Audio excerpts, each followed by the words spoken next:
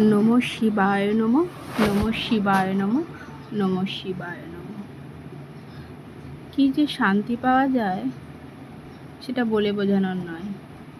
সত্যি ভোলে বাবা তো বাবাই, কিন্তু নিজের সন্তানের মতো ঠাকুরের যত্ন করতেও না খুব ভালো লাগে।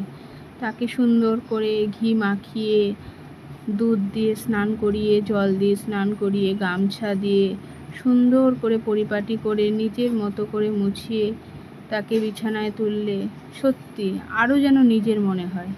এই সমস্ত ক্রিয়াকলাপের উপর দিয়েই মন থেকে একটা অন্যরকম অনুভূতি আসে, সেটা বলে বোঝাবার নয়। এটা যারা করেন তারা নিশ্চয়ই জানেন, এই অনুভূতিটা সত্যিই অন্য রকমের। আর পবিত্র মনে পবিত্র বস্ত্রে, অবশ্যই পবিত্রটা তা মনে থাকাটাই আসল।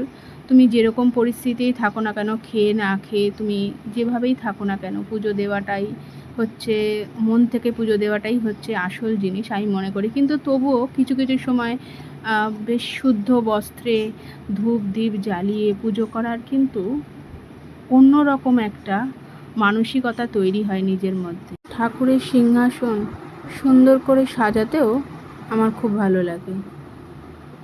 ফুল দিয়ে বিভিন্ন রকমভাবে, মনে হয় এক এক দিন এক এক রকমভাবে সাজাই, এক এক দিন এক এক রকমভাবে দিয়ে দেখি। যেমন আমরাও মেকআপ করি, চুল বিভিন্ন রকমভাবে বাঁধি, দেখি যে কেমন লাগে। ঠাকুরকেও ঠিক বিভিন্ন রকমভাবে ফুল দিই, ফুল অর্পণ করি। ঠাকুরের আসনে সাজাতে আমার খুব ভালো লাগে, আমার বারবার চোখ চলে যায়।